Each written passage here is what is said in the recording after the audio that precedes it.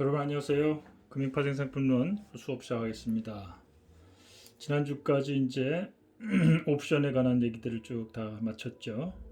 이제는 제 4부로 들어가는데요. 4부에는 장외 파생상품입니다. 지금까지 설명한 것은 주로 장내 거래소에서 거래되는 장내 파생상품을 중심으로 설명했는데 비해서 이제부터는 거래소와 무관한 장외, 즉 당사자들끼리 직접 거래하는 그런 장외 파생상품 거래를 공부할 겁니다.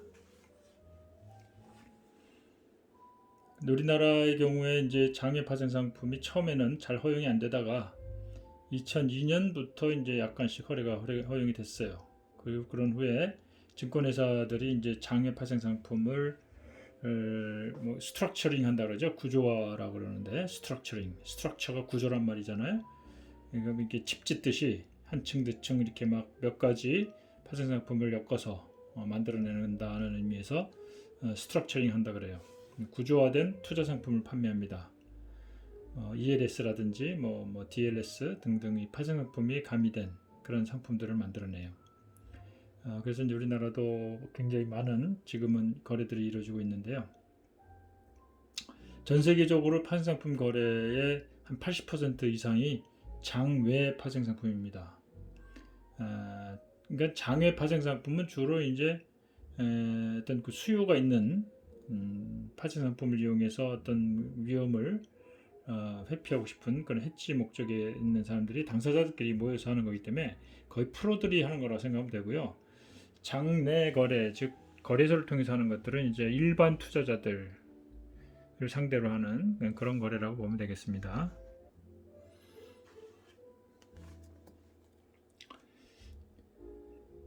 그래서 이제 4부에서는 이러한 파생 상품 중에 장외 파생 상품을 중심으로 해서 그 기본 개념하고 그것들을 이용한 차익 거래 그를 살펴보고요.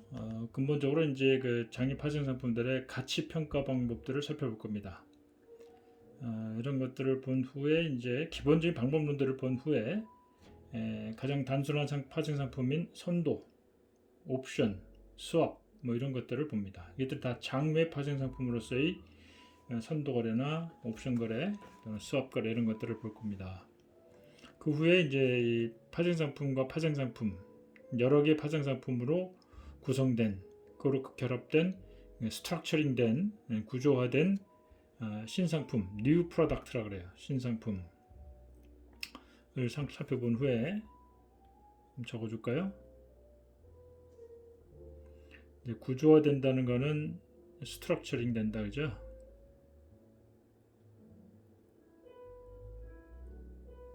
구조화된 신상품을 우리가 뉴 프로덕트라고도 불러요. 그 다음에 현물과 파생 상품을 결합시킨 겁니다. 현물하고 파생 상품 서로 종이 다른 거죠. 이 종이 다른 것들을 해서 새로운 신종이 나오는 걸 우리가 변종이라고 그래요. 변종. 또 우리 그 흔히 하는 말로 강아지들 보면 잡종 있잖아요. 잡종. 잡종이라고 합니다. 이게 하이브리드 증권이라고 합니다. 이거는 현물과고 파생 상품을 결합시킨 겁니다.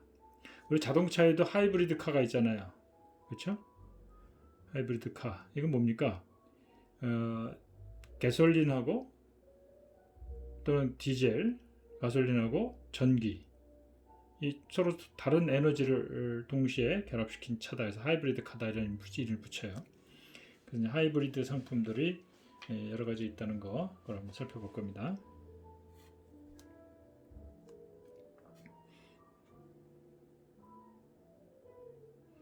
자, 장기 파생 상품이 뭔지 이제 좀 봅시다. 이제 17장으로 들어갈 텐데요. 장외 파생 상품의 기초입니다. 지금 우리가 이제 파생 상품이라고 하는 것이 주로 금융시장에서 거래되고 있잖아요. 그래서 금융이라고 하는 것이 뭐냐 한번 그 정의부터 한번 살펴볼까요? 금융이라고 하는 것은 현금 흐름을 맞교환하는 계약이다 이렇게 얘기를 할 수 있어요. 현금 흐름을 맞교환하는 계약이다. 현금 흐름을 맞교환하는 계약이다. 자, 현금 흐름이라는 게 뭐예요? 돈이 들락날락하는 걸 있는데 한번 들어왔다 나가는 거를 흐름이라고 그러진 않아요. 그 몇 차례, 2회 이상의 여러 차례에 걸쳐서 돈이 들락날락하는 거예요. 주고받고 하는 거예요. 당사자가 A와 B 두 사람이 있어요. 오늘 이만큼을 주고받고 나중에 또 이만큼을 주고받고, 아니면 A와 B 간에 오늘은 얘한테 이만큼 주고 나중에 시간이 지난 다음에 또 얼마 또 받고, 이런 것들이 그 돈이 왔다 갔다 하는 게 한 번 주고 마는 거, 또 한 번 받고 마는 거, 이건 현금 흐름이라고 그러지 않죠. 준 것을 나중에 돌려받는 거, 이것도 현금 흐름입니다. 2회 발생한 거잖아요. 이게 2회, 4회, 6회, 7회 뭐 이런 등으로 여러 차례 발생하는 걸 현금 흐름이라고 그래요. 이런 거를 맞교환하는 행위, 그걸 하기 위해서 계약을 하는 겁니다. 계약. 자, 이제 계약이라는 말을 우리가 이제 여러분들도 현대 사회를 살면요, 이 계약이라는 말이 굉장히 중요해요. 계약. 예를 들어서 집을 사고 파는 것도 매매 계약이죠. 전세하는 것도 전세 계약. 여러분들 혹시 원룸이나 이런데 월세로 들어가면 계약서 쓰잖아요. 그것도 계약이에요. 모든 것이 다 계약입니다. 우리가 뭐 은행에다가 예금을 맡기는 것도 계약이에요. 예금 이런 통장을 받아보면은 뒤에 여기 통장 약관이 있잖아요. 보험이라는 것도 약관이 있고, 이 다 계약서에 들어가는 계약 내용들이에요. 금융이라고 하는 것은 이처럼 그 돈의 흐름을 서로 어떻게 하겠다라는 약속을 하는, 계약을 하는 거다 생각하면 됩니다. 여기 은행 통장 개설하는 경우 얘가 나오잖아요. 주식이나 채권 등의 투자 수단도 현금 흐름과 관련된 계약과 같아요. 왜 그럴까요? 내가 주식을 사요. 그러면 내가 그 회사의 지분을 가지고 있고요. 그 회사 발행한 회사가 해마다 이제 배당금을 지급하면 그걸 받을 권리가 있어요. 배당금을 받는 그런 것도 하나의 현금 흐름이잖아요. 그런 식이고, 채권도 역시 이자와 원금을 주고받기고, 오늘 내가 돈을 1,000,000원어치 채권을, 그러면 이 돈을 빌려주는 게 되잖아요. 그럼 예를 들어서 뭐 6개월에 한 번씩 이자 50,000원씩을 몇 번 받다가 뭐 2년 후에 1,000,000원 원금까지 돌려받는다. 이것도 현금 흐름이 되는 거예요. 이런 것도 다 금융계약입니다. 금융시장이 발달하면서 이 전통적인 금융수단, 뭐 주식, 채권, 뭐 은행, 예금 이런 것 외에도 지금 우리가 공부하는 선물이나 옵션과 같은, 또는 수업 같은 파생 금융상품도 역시 계약으로서 새로운 금융상품으로서 개발이 되고 있어요. 근데 이제 이 파생상품이라고 하는 것은, 파생금융상품이라고 하는 것은 기초가 되는 금융상품. 자, 기초상품이 있어요. 우리 앞에서 배웠죠? 대상물이라고 그러죠? 기초가 되는 상품, 대상물. 이거를 기초로 해서 이 대상물의 가격 변화, 그렇죠? 대상물의 가격이 변하면은 거기에 따라서 일정한 관계를 가지고 변하는 게 파생상품이에요. 파생상품도 가격이 변하게 돼요. 가치가. 그래서 파생이 된다 그럽니다. 자, 파생금융상품은 기초가 되는 금융상품으로부터 파생이 돼서 대상물과 일정한 관계를 유지합니다. 그러면서 그런 유지하는 계약관계입니다. 이 계약서가 거래되는 겁니다. 이 금융상품이라고 하는 것이 바로 이러한 파생적인 그 계약 내용을 가지고 있는 그런 상품을 거래하는 게 되는 거예요. 그래서 기존 금융상품들을 결합한 것일 수도 있고, 혹은 그거를 변형시킨 것일 수도 있고 그래요. 그래서 이러한 금융수단을 결합을 하거나 이것저것 몇 개 붙여요. 혹은 현재 있는 거를 분리를 시킵니다. 그 내용을. 아니면 약간 변경을 해요. 계약 내용을. 이런 작업들을 하는 것이 이제 파생상품에서 흔히 하는 일인데, 이런 것들을 하기 위해서 이제 그 가치 평가라든지 가치가 어떻게 변화될 것인지 이런 것들을 계산을 해야 돼요. 그 계산을 하려면은 뭐 수학이나 이런 게 좀 필요하잖아요. 그래서 공학적인 어떤 수단들을 이용을 해서 파생상품을 분석을 합니다. 그래서 우리가 이거를 파생상품을 다른 말로 금융공학이라고도 불러요. 금융공학, Financial Engineering. 우리가 여러분들 공대 학과들 보면 무슨 Mechanical Engineering, Computer Engineering, 뭐 Chemical Engineering 등등 엔지니어링이라고 붙이잖아요. 그게 일종의 그 공학이라는 뜻이고요. 그 외에 공통점은 뭐냐? 좀 과학적인 어떤 수리적인 그런 접근 방법을 이용해서 분석을 하고 하는 것이기 때문에 그걸 엔지니어링 한다 그런 얘기를 합니다. 이 파생상품도 그런 의미에서 볼 때 이런 금융수단의 결합, 분해, 변형 이런 것들을 하기 위해서 공학적인 그 수리적인 방법들을 이용해서 접근을 해요. 그래서 이거를 금융공학이라고 부르는 겁니다. 실제로 이런 금융공학은 앞에서 우리가 지난 시간에 배웠죠. 옵션 가격 이론, 블랙쇼어스 모델 그런 거 배웠잖아요. 또 뭐 바이노미얼 프라이싱 모델 배웠고요. 특히 이 피셔 블랙이라는 사람과 마린 숄스 그리고 하버드 대학의 로버트 머튼 이런 사람들이 만들어낸 옵션 가격 모형이 발표가 되면서 굉장히 빠른 속도로 금융공학이 발전을 합니다. 그래서 1997년에 노벨 경제학상을 받기도 하고요. 근데 이거는 단순히 어떤 금융파생상품에서의 옵션 가격 계산하는 데만 쓰이는 것이 아니라 실제로 불확실성이 점점 더 커져가는 현대사회의 여러 가지 부분에 적용이 되고 응용이 될 수가 있어요. 그런 의미에서 노벨상까지 받게 된 겁니다.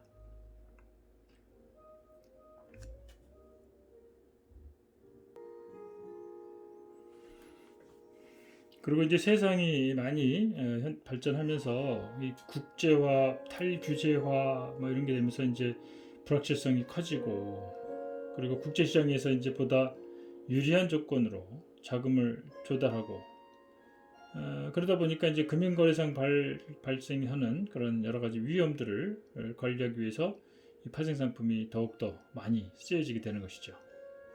파생상품은 영어로는 derivative,라고 그래요. derivative는 뭐에서 나온 거냐면 derive라는 동사 있죠. derive, 뭐서 유도하다, 몸을 파생되다 이런 얘기예요. derivative 파생상품이라고 하는 것은 여러 가지 거래 전략의 기초 수단으로 사용될 수가 있어요. 앞으로도 계속 발전할 것이고요. 그러나 이제 불행하게도 2008년 세계 금융위기 때 부동산 시장에 모기지라는 대출 일종의 담보가 있어요.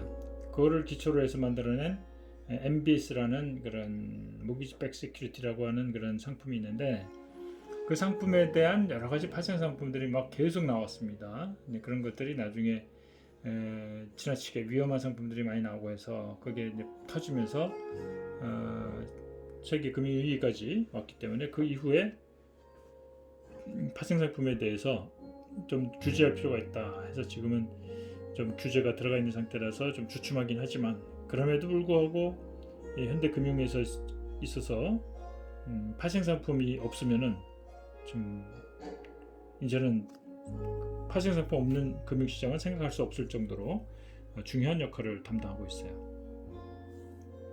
그래서 이 파생 상품이 어찌 보면 좀 복잡해 보이기는 하지만 여러분들이 이제 지금부터 배울 몇 가지 기본적인 구조나 그 가치를 평가하는 방법만 좀 이해하면은 어느 정도 감을 잡을 수가 있습니다.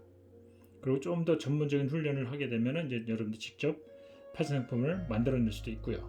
그래서 지금 증권사나 이런 쪽에 파생 상품 전담 그 전문가들이 새로운 파생 상품을 이용한 여러 가지 금융 상품들을 만들어내고 있잖아요. 그런 것들이 다 이런 과정의 공부를 통해서 이루어지는 거니까 한번 여러분들도 관심을 가지고 공부를 해보기 바랍니다.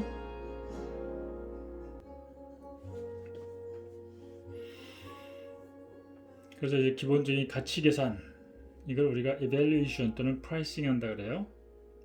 평가, 가치 평가, value, evaluate는 평가한다는 얘기고요. evaluation 평가한다 또는 가격을 계산한다, pricing 이런 것을 이해하면 다양하고 복잡해 보이는 상품들의 구조를 쉽게 이해할 수가 있습니다. 이 파생 상품 중에는 장내 파생 상품, 거래소를 통해서 거래되는 것이죠. 근데 이 거래소와는 무관하게 당사자 간에 자유롭게 거래되는 게 장외 파생 상품입니다. 이건 영어로는 Over the Counter Derivative, 줄여서 OTC Derivative라고 불러요. 장내 상품이 거래소 규정에 따라서 표준화된 그런 파생상품 계약을 거래하는 것인데 반해서 장외 파생상품은 장소 제약이 없고 거래에 대한 규정이 없어요. 따로 없어요. 그러나 이제 요새는 좀 더 이걸 표준화시켜서 거래 계약서를 좀 표준화시키는 그런 규정, 강제가 이루어지긴 해요. 2008년 세계 금융위기 이후로 위험한 파생 상품들을 너무 무분별하게 하다가 많은 투자자들이 피해를 보는 일이 생겼기 때문에 어느 정도 이제 규제를 합니다. 그러나 거래소에서 있는 것만큼 그렇게 막 탁 틀에 짜여진 것이 아니다 하는 것을 말하려는 겁니다. 또 당사자 간의 필요에 따라서 중간에 계약 내용을 변경시킬 수도 있고, 그래서 편리하게 이용이 됩니다. 그래서 이제 뭐 직접 만날 필요도 없고, 뭐 전화나 컴퓨터, 뭐 온라인상으로 서로 필요한 거 주고받고 해서 거래가 이루어지는 겁니다. 장내 상품과 장외 상품을 비교해 보면 여기 표 17.1에 정리가 잘 돼 있어요. 여러분들이 그동안 공부한 거를 잘 복습하는 의미에서 한번 쭉 살펴보기 바랍니다. 장내 파생 상품에 이런 게 있고, 장외 파생 상품에도 선도, 옵션, 수합 이런 게 있고요. 거래 방식은 거래소에서 공개 경매로 이루어지죠. 그다음에 장외 상품은 개별적인 흥정, 그죠? 그다음에 표준화된 내용이 있느냐 없느냐. 장내는 투명하고 실시간으로 공개되지만 장외 파생 상품은 투명할 필요가 없죠. 당사자 간에 거래한 거니까 그걸 밝힐 필요도 없잖아요. 둘이만 오케이 하면 되니까. 공개도 하지 않아요. 거래 상대방을 서로 아느냐 모르느냐, 거래 시간 규정이 있느냐 없느냐, 포지션 청산에 대해서 거래소가 중간에서 개입을 하느냐 안 하느냐, 그렇죠? 또 거래 보증인도 마찬가지고요.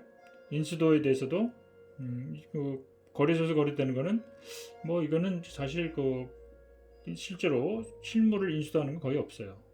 그러나 장외 파생 상품은 주로 실제로 그런 수요자들이 많이 하기 때문에 실물 거래도 거래소보다는 많아요. 그렇다고 아주 많은 건 아니지만 거래소에서 거래하는 것보다는 많다. 그런 얘기가 여기 있습니다. 자, 이제는 파생 상품의 가치를 평가하는 원리를 한번 잠깐 살펴보죠.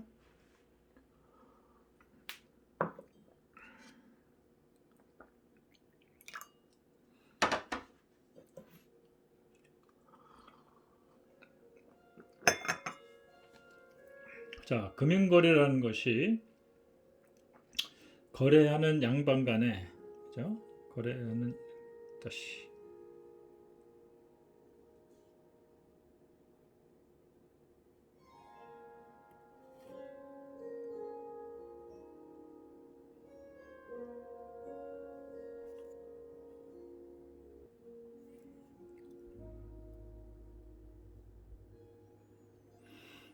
자, 금융거래는 아까도 얘기했지만은 양 당사자 간의 거래 당사자, 양방 이런 말은 사실 일본식 용어예요. 양방, 그렇죠? 양쪽. 이거는 사실 일본식 발음 용어라서 안 쓰는 게 좋죠. 거래 당사자 간에 현금 흐름을 교환하는 것이다. 아까 얘기했잖아요. 이러한 현금 흐름에 대해서 금융공학을 이용해 갖고 좀 더 혁신적인 방법을 만들어내는 겁니다. 자, 현금 흐름을 교환하다 보면요, 이 미래가 불확실하기 때문에 그 결과가, 그죠? 결과가 어떻게 될지 모르는 거예요. 이게 불확실성이 계제가 되는 것이죠. 그래서 결과를 모른다, 불확실하다, 이게 위험이라는 거죠. 위험이 다 다른 형태로 나타나요. 그래서 이런 현금 흐름에 대해서 여러 가지 위험과 손익구조, 위험하다는 것은 결과가 어떻게 될지 잘 모른다는 것이고, 그로 인해서 손익이 불확실해지는 것이죠. 자, 그래서 이런 것들에 대해서 전통적인 그런 거래 수단들, 주식, 채권, 뭐 은행의 예금 이런 것들은 빤하잖아요, 그죠? 단순한데 이걸 좀 더 혁신적으로 만들어서 굉장히 새로운 형태의 위험과 손익 구조를 만들어내는 거예요. 리스크 리턴 스트럭처를 만들어냅니다. 그걸 하기 위해서 여러 가지 금융 수단들을 분해할 수도 있고 또 결합시킬 수도 있어요. 조립 또는 결합 할 수가 있는 겁니다. 그런데 이런 금융공학이라 할지라도 사실은 매우 단순한 산술적인 관계에 기초하고 있어요. 한번 살펴볼까요? 예를 들어서 ABC 3개의 증권이 있다고 칩시다.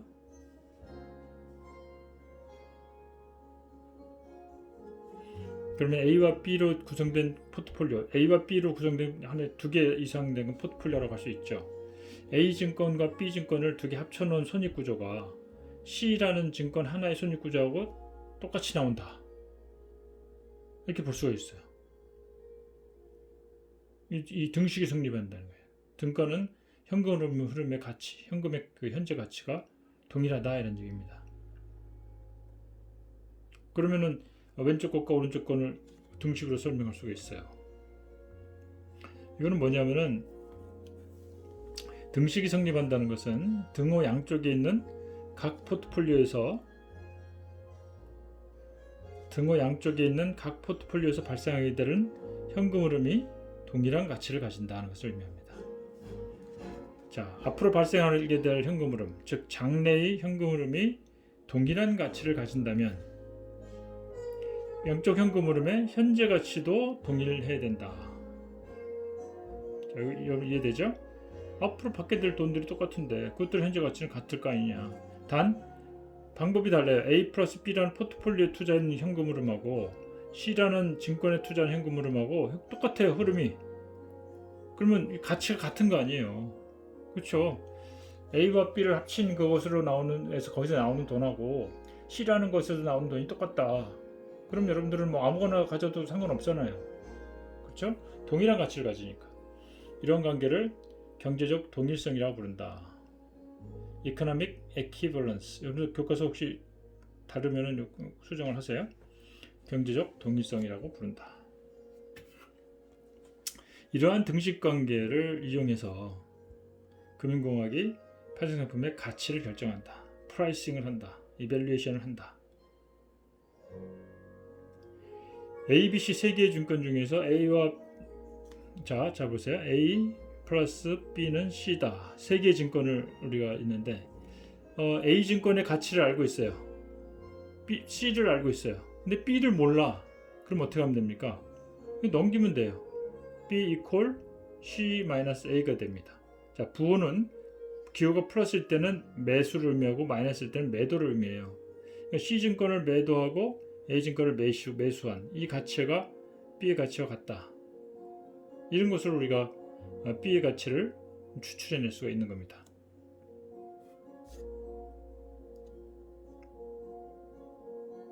다시 말해서 좌변의 가치와 우변의 가치가 이론적으로 동일하다면, 만약에 동일한 것이 이론적으로 동일한다는 걸 우리가 알고 있는데 어떤 이유로 인해서 시장은 뭐 이론하고 다르게 움직이는 경우가 일반적이죠. 근데 어느 정도 것이어야 되지 지나치게 이 그 등호가 심하게 다르게 나타난다면 이 등호가 깨졌을 때 시장에서는 다시 등호를 회복시키려는, 그죠? 등호가 회복되게 하는, 회복이라고 고치는 게 더 이해하기 쉽겠네요. 등호가 회복되게 하는 방향으로 힘이 작용한다. 만약에 좌변이 우변보다 크다. 좌변이 이거잖아요. 그럼 이 A 플러스 B라는 포트폴리오가 C라는 포트폴리오보다 과대평가됐다고 볼 수 있는 거예요. 원래 이렇게 같아야 되는데 이렇게 돼 있잖아요. 그럼 A 플러스 B, A와 B 중에 어느 게 중에 어느 하나가 과대평가됐다고 말할 수 있지 않습니까? 그거죠. 그 반대도 마찬가지예요. 자, 이 과정에서 이용되는 것이 차익거래의 원리라는 겁니다. 자, 차익거래 원리를 밑에 각주로 내가 잠깐 써놨습니다. 차익거래라고 하는 것은 영어로는 아비트라지라고 그러죠. RAR입니다. 비트라지. 차익거래, 또 다른 사람, 어떤 사람은 이걸 재정거래라고도 불러요. 차익거래를 의미하는 겁니다. 차익거래라고 하는 것은 자기 돈 들어가는 거 없어요. 현금 투입 없이 무위험 수익을 낼 수 있는 무위험 수익률을 올린다는 것이 아니라 위험이 없는 확실한 확정된 수익을 얻을 수 있는 거래 전략을 차익거래라고 그래요. 여기서 현금이 투입이 없다는 것은 자기 돈도 안 들어가고 필요한 돈은 차입을 해요. 또는 공매도도 돈 없이도 하잖아요. 내가 주식 없어도 파는 거니까 내 돈 하나도 안 들어가고 있는 주식 판다고 주문을 내면 되는 거죠. 공매도를 통해서 또는 차입한 자금을 통해서 현금 유입이 생기잖아요. 이것으로 증권을 매입하는 것을 의미한다. 현금 투입이 없다는 것. 그래서 이제 이 거래를 통해서 얼마를 벌지는 알 수 없지만 적어도 손해는 없는 그런 거래 전략을 하게 됩니다. 그러니까 돈을 빌려서 거래해갖고 번 돈으로 돈 빌린 돈 갚고 나도 돈이 남는다 얘기죠. 그게 무이점 차익이에요. 그래서 차익 거래 기회가 발생하게 되면 차익 거래자들은 계속 차익 거래를 합니다. 언제까지요? 그 차익 거래 기회가 이제 사라질 때까지. 네, 그런 의미로 보면 되겠습니다. 차익 거래는.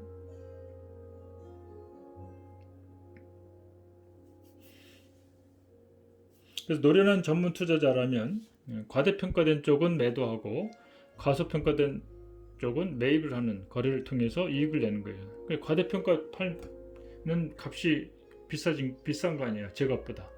과소평가되는 것은 제 값보다 싼 거고요. 그거 사고 팔고 그럼 돈을 벌 수밖에 없잖아요. 그래서 그 이익을 내는 것이고요. 또 하나의 다른 의미는 이론적으로 동일해야 될 그 두 개 포트폴리오에서 한쪽이 높거나 낮으면은 차익거래 이루어지는 것이고요. 요거하고 이제 좀 이따 다른 의미가 있다는 걸 그때 볼게요. 자, 지금 등호가 A 플러스 B는 C라고 되어 있는데요. 부호를 바꾸면 돼요. 바꿀 수가 있어요. 얼마든지 변형이 가능합니다. 원래는 A 플러스 B는 C다. 즉 A 매입, 그죠? B도 매입. 두 개를 매입한 거는 C를 매입한 거하고 똑같다. 이런 얘기잖아요. 양쪽의 부호를 다 바꿔버려요. 그게 이거잖아. 양쪽의 부호를. 마이너스 A, 마이너스 B는 마이너스 C. 뭐예요? A를 매도하고 동시에 B를 매도한 그런 포트폴리오는 C를 매도한 것과 같다. 또는 A 플러스 B는 C에서 B를 왼쪽으로 넘겼어요. 마이너스 C 플러스 B. B 매도, C 매입은 A를 매입한 거랑 같다. 그렇죠? 자, 여기다 양쪽으로 또 마이너스를 다 곱혀봐요. 그러면 마이너스 A 플러스 B 마이너스 C예요. B 매입, C 매도는 A 매도와 같다. 자, 혹은 이제 B를 놔두고 A를 넘겨봤습니다. B equal 마이너스 A 플러스 C. 같은 방식으로 설명이 될 수 있습니다. 자, 여기서 이제 부호가 플러스로 돼 있으면 매수, 마이너스 돼 있으면 매도라는 거 약속을 하는 거죠.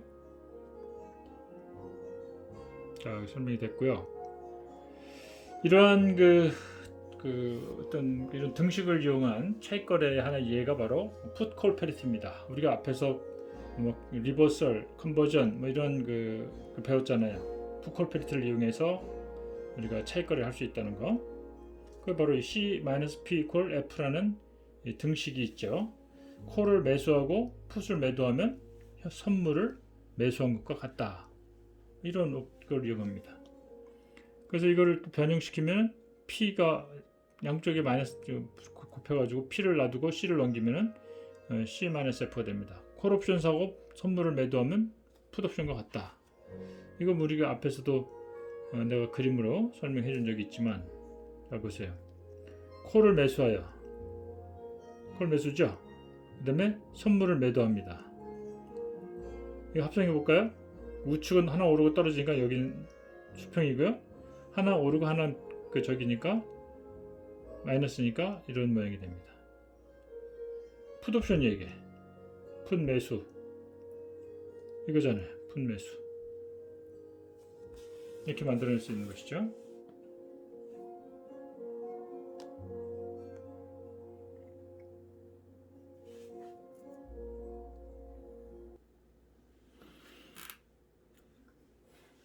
자, 그 다음에는 이 화폐의 시간 가치를 좀 설명할게요. 화폐의 시간 가치. 시간 가치는 time value of money예요. 돈의 시간 가치. 시간에 따라서 화폐의 가치가 다릅니다. 자, 예를 들어서 1년 뒤에 100만 원하고 지금의 100만 원을 생각해 봐요. 어떤 게 더 가치가 있을까요? 좀 더 이해하기 쉽게. 자, 여러분들이 명절날 아빠한테 세배를 했는데 아빠가 이런 제안을 해요. 지금 당장 100만 원을 줄까? 아니면 1년 뒤에 100만 원을 줄까? 그럼 여러분들 뭐 생각 하나 많아 그냥 지금 당장 100만 원이 필요한 거죠. 왜요? 1년 뒤에 100만 원을 받으면 지금 당장 그 100만 원을 지금 쓰고 싶어도 못 쓰잖아요. 그런 부분도 있고요. 그만큼 그것만 쳐도 1년 뒤에 100만 원하고 지금 100만 원의 가치가 다른 거예요. 또 하나는 지금 100만 원을 받아가지고 은행에다가 예금을 해버려요. 예금만 해도 예를 들어서 뭐 요새 이자율이 낮아졌지만 1%만 이자를 줘도 1년 뒤에는 그게 101만 원의 가치가 있는 거예요. 그런데 그냥 아빠가 1년 뒤에 100만 원 똑같은 거 줄게 그러면 그 말이 됩니까? 당연히 싫다 그러죠. 이처럼 화폐라는 거는 시간이 흐름에 따라서 이자 기회비용으로서 이자도 붙게 되고요. 또는 뭐 그걸 당장 소비하고 싶은 걸 못하는 그런 불리한 부분도 있고 뭐 이런 것들에서 미래의 가치는 똑같은 돈에 미래의 가치는 현재 금액보다도 가치가 떨어지는 거예요. 거꾸로 1년 뒤에 100만 원의 현재 가치 이렇게 계산할 수 있어요. 또 현재 100만 원의 1년 뒤의 가치 또 계산할 수가 있습니다. 자, 이런 식으로 화폐의 시간 가치, 미래 가치, 현재 가치를 계산하는 방법을 우리가 알아둘 필요가 있습니다. 왜냐하면 금융이라고 하는 것은 미래에 발생하는 현금 흐름을 교환하는 거라 그랬잖아요. 그럼 나가는 돈의 금액하고 들어오는 돈 금액을 비교해서 이게 나한테 들어오는 돈이 많아야 나한테 유리한 거 아니에요. 나가는 돈이 더 많으면 손해잖아요. 그런 거래를 하면 족족 손실을 보고 그걸 망하는 수밖에 없어요. 그러므로 지금 이 거래 계약을 했을 때 들어오는 돈들의 현재 가치하고 나가는 돈의 현재 가치를 직접 비교할 수가 있어야 됩니다. 왜냐하면 지금 나가는 돈이 지금 나갈 수 있고 1년 뒤, 2년 뒤, 3년 뒤 미래에 발생하잖아요. 들어오는 돈도 뭐 한 달 뒤, 두 달 뒤, 6개월 뒤, 1년 뒤 이렇게 들어오는 돈들이 있어요. 그거를 직접 비교하기 어렵죠. 미래 가치가 얼마인지 모르니까. 그래서 그거를 비교하기 위해서는 들어오는 돈들의 현재 가치로 환산해서 현재 가치 합계를 계산해보고 나가는 돈들에 대해서도 미래에 나가는 거지만 그것들의 현재 가치를 계산해보고 해서 비교하면은 일단 동일한 시점상의 가치를 비교하니까 정확한 게 되겠죠. 자, 그런 것들을 하기 위해서 우리가 화폐의 시간 가치를 따지는 겁니다. 여기 보세요. 어떤 투자안의 수년자 가치를 평가하거나 금융상품의 가치 평가를 위해서는 미래에 발생할 현금 흐름의 현재 가치를 알 필요가 있다. 자, 그런 게 계산하는 것이 화폐의 시간 가치다. 현재 100만 원을 1년 뒤 정기예금 후에 찾게 되면 이자가 10%를 할 때 1년 뒤에 110만 원이 되는 거 이런 거예요. 자, future value와 present value, 미래 가치, 현재 가치 이것들을 계산할 필요가 있어요. 이걸 계산할 때 미래 가치는 어떻게 될까요? 미래 future value FV는 현재 가치를 알고 있다면 현재 가치에다가 이자율을 복리로 계산해 주면 되는 거예요. 예를 들어서 연 이자율이 12%일 때 3년 뒤의 가치는 1 플러스 0.12의 3승. 이게 왜 이렇게 될까요?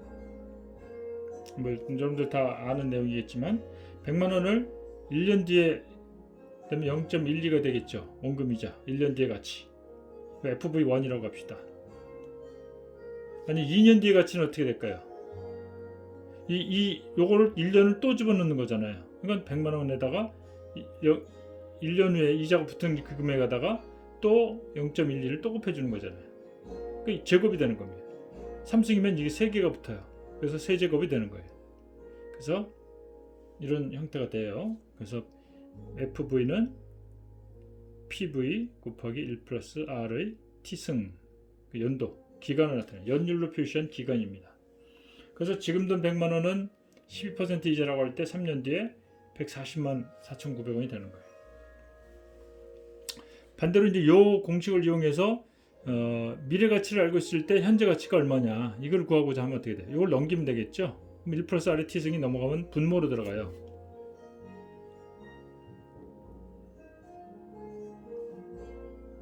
그래서 여기 마이너스 T승은 1 플러스 R 분의 FB라는 뜻입니다. 자, 그래서 5년 뒤에 100만 원의 현재 가치 이자율이 12%라면은 1 플러스 0.12 분의 100이에요. 계산하면 56만 7,400원이 되는 겁니다.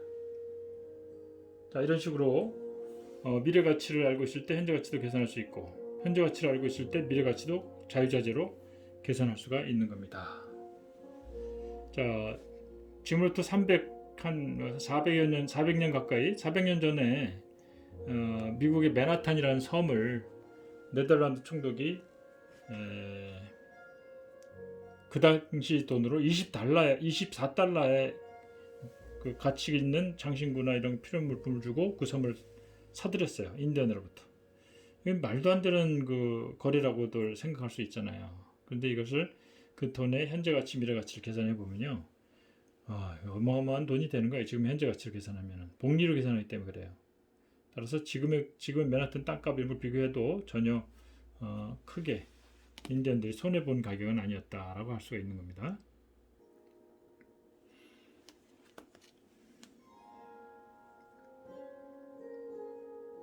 자, 그다음에 현금 흐름, 현금 유입을 그림으로 시각적으로 이렇게 표시합니다. 밑으로 내려간 거는 돈이 나가는 거고 위로 표시된 거는 돈이 들어온 거다. 그럼 요 현금 흐름 어때요? 오늘 이만큼 금액의 현금이 나가고 1년 뒤에 이만큼 들어오고 2년 뒤에 들어오고 3년 뒤에 이만큼 나가고 4년 뒤에 이만큼 들어오고 이런 현금 흐름 구조를 가지고 있다. 할 수 있는 것이고요. 이러한 현금 흐름에는 크게 세 가지 형태로 나눕니다. 본드 타입, NOT 타입, 그 다음에 제로 쿠폰 타입 이렇게 얘기를 하는데요. 이걸 뭐 이렇게 본드 타입이라고 써도 되고, 이 본드 타입을 채권형, 이걸 연금형 NOT, 이거는 순할인형 이렇게 이름을 우리말로 바꿔 써도 됩니다. 먼저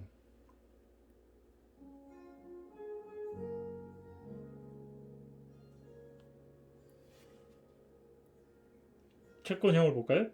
본드 타입. 본드 채권은 어떻게 돼요? 현금 흐름이 이자를 주다가 만기 때 원금과 이자를 합쳐주죠. 원금, 이거 이자, 그쵸?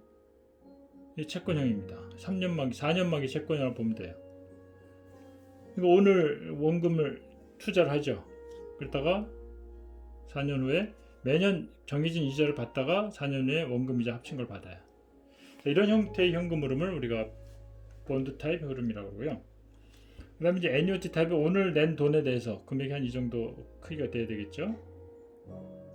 매년 똑같은 돈을 만기 때까지 나눠서 받는 거예요. 연금형이다. 그 다음에 이제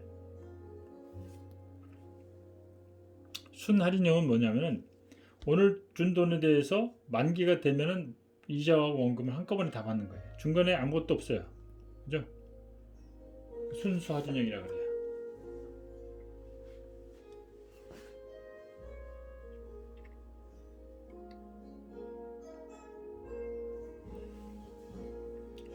자, 그 다음에 이제 수익률 개념에 대해서 살펴볼 텐데요.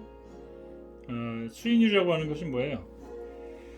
현재 가치와 미래 가치 간의 성장률 개념으로 본 겁니다. 그죠? 오늘 100만 원이 1년 뒤에 110만 원이다. 서로 가치가 같다. 1년 100만 원을 넣었을 때 1년 뒤에 110만 원이 됐다. 그 100만 원이 110만 원으로 커진 거죠. 그 성장률은 얼마예요? 10%딱 계산이 나오잖아요. 그렇죠? 그런 게 일종의 수익률이에요. 성장률 개념으로 설명시킨 것.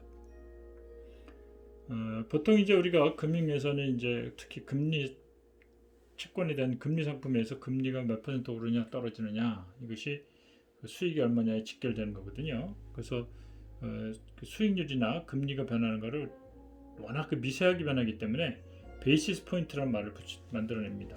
1베이시스 포인트는 100분의 1%, 즉 0.01%를 의미합니다. 따라서 10베이시스 포인트는 0.1%, 100 베이시스 포인트는 1%를 의미하는 거예요. 자, 베이시스 포인트라는 말 사용되고 있고요. 자, 이 수익률에는 여러 종류가 있는데, 그죠? 뭐 내부 수익률도 그 중에 하나입니다. 그냥 수익률은 그냥 산술적으로 지금 원래 투자한 돈 대비 몇 퍼센트 벌었느냐 그렇게 계산하면 되지만, 내부 수익률은 그 개념이나 설명 방식이 약간 차이가 있습니다. 그래서 그 부분은 뒤에 살펴보기로 하고요. 그 다음에 이제 수익률 곡선 얘기가 나오는데, 자, 오늘은 수업 여기서 마치도록 할게요. 자, 여러분들 수고 많았습니다.